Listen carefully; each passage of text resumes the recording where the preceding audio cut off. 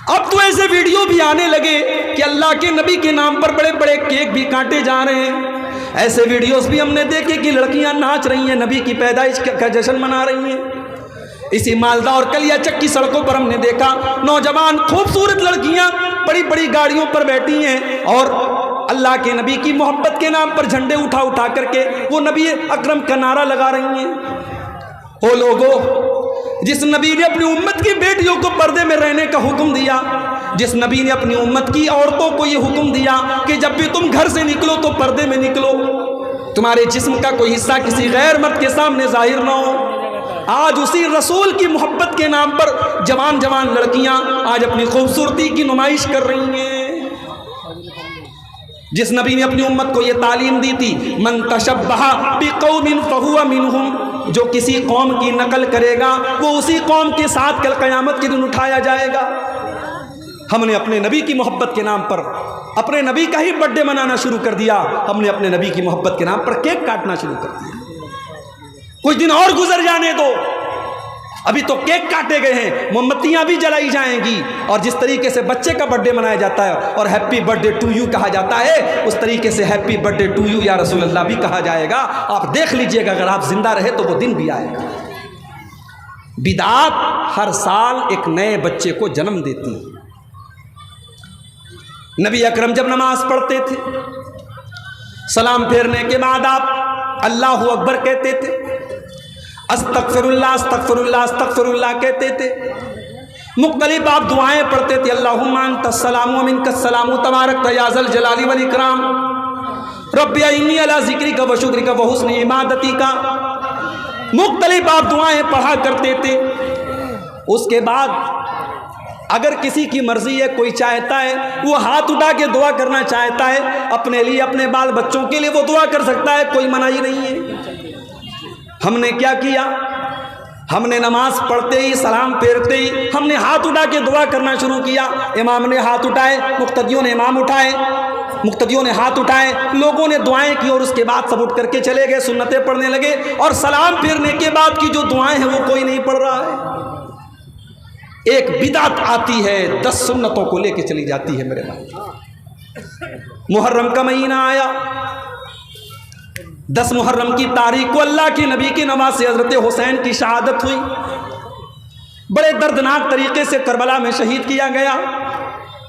उस शहादत को याद करने के लिए हज़रत हुसैन के कब्र की एक शबी बनाई गई, जिसको ताज़िया का नाम दिया गया। मुसलमान नौजवान ताज़िए निकाल करके या हुसैन का नारा लगा रहा है।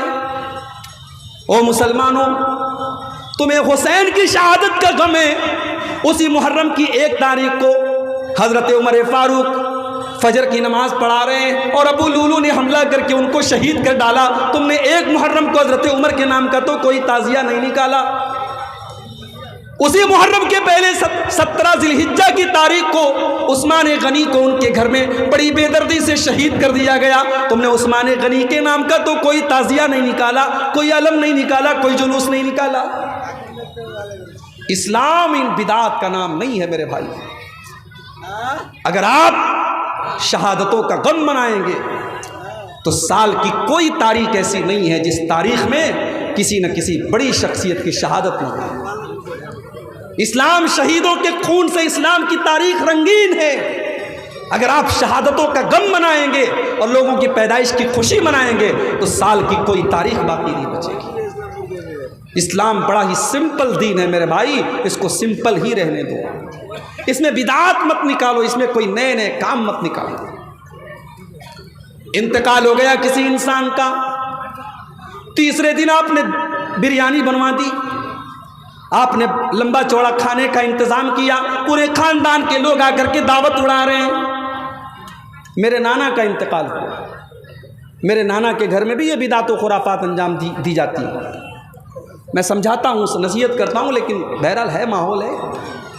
जब तक अल्लाह हिदायत न दे इंसान के बस की बात नहीं।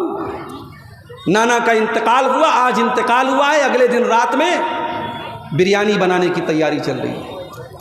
मसाला पीसा जा रहा है, प्याज काटी जा रही है। मेरे मामू लोग बैठे थे, मैंने कहा कि आपको कुछ समझ में आ रहा है? कल आपके बाप का जनाजा निकला था, और आज आप बैठ कर के दावत का इंतज़ाम कर रहे हैं। तो मेरे मामू की आंखों से आंसू आ गए। कहा कि बात आपकी बिल्कुल सही है, हमें भी ये चीज़ गलत लग रही है, मगर हम नहीं करेंगे तो समाज को क्या मदद करेगा। अगर हम नहीं करेंगे तो कल समाज ये कहेगा कि इनके बाप का इंतकाल हो गया, इन्होंने अपने बाप का तीजा नहीं किया, इन्होंने अपने बाप का 40वां नहीं किया, इन्होंने अपने बाप की बरसी नहीं की। इस गम ने हमको मारा कि लोग क्या कहेंगे। मेरे भाइयों, लोगों की परवाह मत करो। परवाह करना है तो अल्लाह और उसके रसूल की परवाह करो। हिसाब व किताब हमें अल्लाह की बारगाह में देना है। लोगों का क्या है, आप मरेंगे, लोग मिट्टी दे करके हाथ झाड़ के चले जाएंगे, लोग कब्र में आपके काम नहीं आएंगे, लोग आखिरत में आपके काम नहीं आएंगे। लोगों का क्या है मेरे भाई। इतना बड़ा जलजला आया तुर्की और सीरिया के अंदर, आराम से लोग होटलों में बैठ के खाना खा रहे हैं, बच्चों के साथ खेल रहे हैं, अचानक जलजला आता है। न बीवी को शौहर की फिक्र है, न बच्चों को बाप की फिक्र है, न बाप को बेटे की फिक्र है। सब भाग रहे हैं और अपनी जान बचाने के लिए सब बेताब पड़े हैं। एक छोटे मोटे जलजले में हमने क़यामत का नक्शा देखा है। सोचो मेरे प्यारे साथियों, जब क़यामत के दिन का जलजला आएगा तो क्या हालत। यौम यफ़िरुल मर्उ मिन अख़ीहि व उम्मिहि व अबीहि व साहिबतिहि व बनीहि लिकुल्लि इम्रिइन मिनहुम यौमइज़िन शानुन युग़नी। क़यामत के दिन इंसान अपनी माँ को देख कर के भागेगा, अपने बाप को देख कर के भागेगा, अपनी बीवी को देख कर के भागेगा, अपने बच्चों को देख कर के भागेगा। वहाँ कोई किसी का पुरसान हाल नहीं होगा। जब वहाँ कोई किसी के काम नहीं आएगा तो दुनिया में दूसरों की खुशी के लिए हम अल्लाह की शरीयत का खिलवाड़ न बनाए। मेरे प्यारे साथियों, बाप दादा ने क्या किया, समाज में क्या हो रहा है, माहौल में क्या चल रहा है, आप इसकी परवाह मत कीजिए, आप कुरान और हदीस पर अमल कीजिए। आज हमारे यहाँ की शादियों का हाल आप देख लीजिए। हमारे बहुत सारे नौजवान हर जलसे में तकरीर सुनने जा रहे हैं, अब्दुल गफ्फार साहब से बड़ी मोहब्बत करते हैं, हमारे साथ सेल्फी लेने के लिए तैयार हैं। लेकिन आपने कभी ये सोचा कि आप जब शादी करते हैं तो आपको बाकायदा सामान तिजारत बना करके आपका सौदा किया जाता है। गरीब लड़की के बाप से सौदा किया जाता है कि शादी के मौके पर आपको ये चीज़ें देनी पड़ेगी। अगर आपके दिल में जर्रा बराबर गैरत है मेरे नौजवानों, अगर इस जलसे में 500 नौजवान भी बैठे हैं, अगर 500 नौजवान ये दिल में इरादा कर लें कि हम अपनी शादी में जहेज नहीं लेंगे, हम अपनी होने वाले ससुर के ऊपर कोई बोझ नहीं डालेंगे, तो 500 फैमिलीज से आप इस बोझ को खत्म कर देंगे मेरे भाई। 500 गरीब बेटियों के बाप सुकून की सांस लेंगे अगर सिर्फ 500 नौजवान इस जलसे में ये तय कर ले कि हम जहेज नहीं लेंगे। हमारे यहाँ बिरादरी चलती है, कोई शेख है, कोई अंसारी है, कोई शेरशाबादी है, कोई कुछ है, कोई कुछ है, मगर इन खुराफात की कोई बिरादरी नहीं है। शेख भी जहेज़ ले रहा है, अंसारी भी ले रहा है, शेरशाबादी भी ले रहा है, अहले हदीस भी ले रहा है, देवबंदी मसलक का भी ले रहा है। जहेज़ की और इन रस्मों की कोई बिरादरी नहीं है मेरे भाई। अल्लाह के वास्ते आप इस बुराई को ख़त्म करो मेरे भाई। आज हालात ये हो गए, पहले महीने में एक खबर आती थी कि कोई मुसलमान लड़की गैर मुस्लिम के साथ फ़रार हो गई, मुर्तद हो गई। पहले महीने में, साल में एक खबर आती थी। अब रोज़ाना व्हाट्सएप पर खबरें आती हैं। नेहा अंसारी ने शादी कर ली रोहित के साथ, शबाना शेख ने शादी कर ली संजय के साथ। लड़की मुसलमान है, फेसबुक पर गैर मुस्लिम लड़के से दोस्ती कर रही है, उसको आई लव यू बोल रही है, उससे मोहब्बत का इजहार कर रही है, उसके साथ फ़ोटो खींच करके उसके साथ अपने इश्क और मोहब्बत का चर्चा कर रही है, और फिर एक दिन उसके साथ भाग जाती है और उसके मज़हब में दाखिल हो जाती है। यानी इसका मतलब यह हुआ कि हम अपनी बेटियों को इस काबिल भी नहीं बना सके कि उन्हें रब की तौहीद की अहमियत समझा पाते, उन्हें इस्लाम की अहमियत समझा पाते, उन्हें ईमान की कद्र व कीमत समझा पाते। ये ईमान दुनिया की सबसे कीमती चीज़ है मेरे भाई। ये ईमान वो चीज़ है जिसकी हिफाजत करने के लिए अगर जान देनी पड़े तो जान दे दी जाए, अगर माल कुर्बान करना पड़े माल कुर्बान कर दिया जाए, अगर बाल बच्चों को कुर्बान करना पड़े बाल बच्चों को कुर्बान कर दिया जाए। ये ईमान तो वो दौलत है।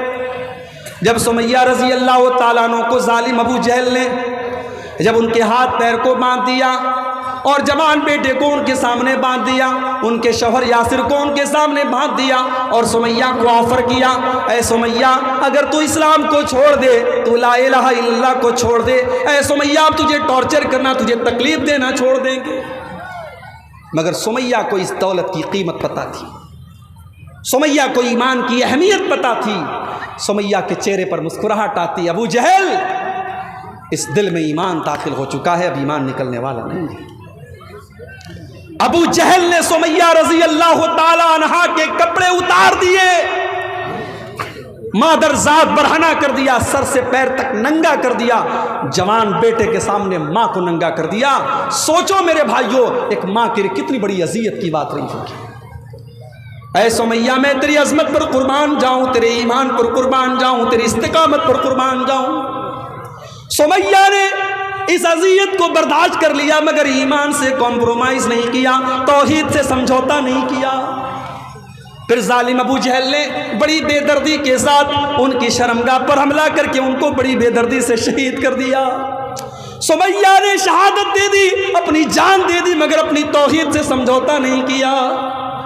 ईमान तो वो चीज़ है मेरे भाइयों, मेरी माओ बहनों, जिसको बचाने के लिए सुमैया शहीद हो गई, और आज आपकी जवान बेटियां इस ईमान का सौदा कर रही हैं और इश्क और मोहब्बत के नाम पर गैरों के साथ इस्लाम को छोड़ करके जा रही हैं। बड़ी प्लानिंग के साथ ये काम हो रहा है, और हम और आप जहेज के लेने देने में मगन बने हुए हैं, हम और आप अपने फजूल के रस्म व रिवाज में मगन बने हुए हैं।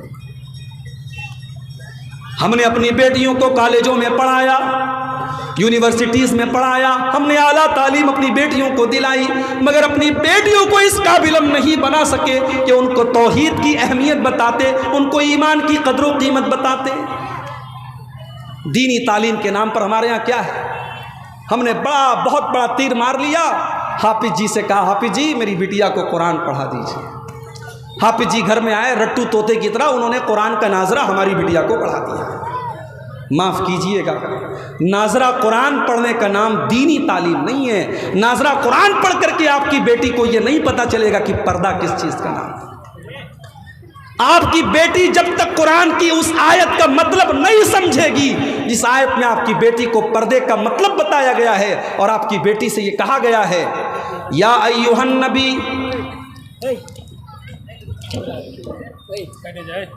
या अय्युहन नबी कुल लिअज़वाजिका व बनातिका व निसाइल मोमिनीना युदनीना अलैहिन्ना मिन जलाबिबिहिन्ना।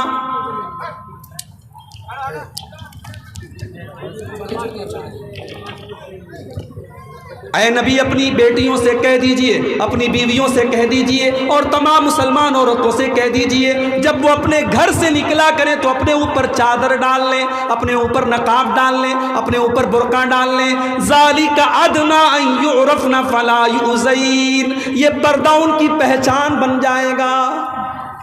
हमारे यहाँ तो पर्दा करने वालियाँ भी कोरोना के बाद मास्क लगाने लगी। अब नकाब नहीं चलता, अब मास्क चलता है। हरे कलर का फ्रॉक है तो हरे कलर का मास्क लग गया, गुलाबी कलर का कपड़ा है तो गुलाबी कलर का मास्क लग गया। माफ़ कीजिए, मास्क नकाब की जगह नहीं ले सकता है। नकाब को भी हमने डिज़ाइनदार बना दिया। अब माशाअल्लाह नकाब इतना खूबसूरत हो गया कि शायद बगैर नकाब पर उतनी तवज्जो और नज़र न जाए जितनी नकाब के ऊपर जा रही है। मेरे भाइयों, हमने अपनी बेटियों को जब कुरान का मतलब ही नहीं पढ़ाया और उनको दीनी तालीम ही नहीं दी, तो हमारी बेटियां अगर आज गैरों के साथ फरार हो रही हैं तो हमें बहुत हैरत नहीं करनी चाहिए। हमने अपनी लड़कियों को इजाज़त दी वो बाज़ार जाएं, हमने बाज़ार के रास्ते उनके लिए खोल दिए, हमने कॉलेजों के रास्ते उनके लिए खोल दिए, हमने यूनिवर्सिटीज़ के रास्ते उनके लिए खोल दिए, और हमने मस्जिदों के रास्ते उनके लिए बंद कर दिए। दुनिया की हर जगह औरत जा सकती है, मस्जिद में नहीं जा सकती। फतवा लग गया साहब, मस्जिद में जाने से फितना पैदा होगा। मेरे भाइयों, आज आप गौर करें कि आज मुस्लिम पर्सनल लॉ बोर्ड भी ये कह रहा है कि नहीं, अगर पर्दे का इंतज़ाम हो तो औरतों को मस्जिद में इंतज़ाम उनका होना चाहिए। बड़ी देर में बात आई है, मगर देर आयत दुरुस्त आयत। जब बीमार इंसान होता है ना, मेरे साथ एक्सीडेंट हुआ, ऐसे बजाय मुझे कोई चोट नहीं आई, मगर 2 दिन के बाद अब मेरे सीने में दर्द हो रहा है, पीठ में दर्द हो रहा है। अब मैं डॉक्टर के यहाँ जाऊँगा, डॉक्टर मुझे पेन किलर देगा, अगर अंदरूनी कोई चोट नहीं है तो पेन किलर देगा और साथ में एंटीबायोटिक देगा। उसूल यही है, बीमारी जितनी तगड़ी हो एंटीबायोटिक उतना तगड़ा दिया जाता है। आज एक तरफ बेपर्दगी की बीमारी है, एक तरफ बेहयाई की बीमारी है, एक तरफ फेसबुक की बीमारी है, एक तरफ इंस्टाग्राम की बीमारी है, एक तरफ व्हाट्सएप की बीमारी है। आपकी जवान बेटियों के हाथ में मोबाइल है, रात में 12 बजे वो किससे बात करती हैं आप नजर नहीं रख सकते मेरे भाई। उनके फेसबुक पर उनसे प्राइवेट में कौन कौन चैटिंग कर रहा है आप नजर नहीं रख सकते। जब बीमारियां इतनी बढ़ गई हैं तो एंटीबायोटिक का डोज भी उतना ही तगड़ा होना चाहिए। अगर आपने अपनी बेटियों की सही तरबियत नहीं की, मेरी बात लिख के रख लीजिए, आने वाले 10 और 15 सालों के बाद शायद कोई गांव ऐसा नहीं होगा, कोई खानदान ऐसा नहीं होगा जहां की कोई ना कोई लड़की गैर मुस्लिम के साथ फरार होकर के मुर्तद न हुई हो। ये जंगल की आग की तरह ये चीज फैल रही है।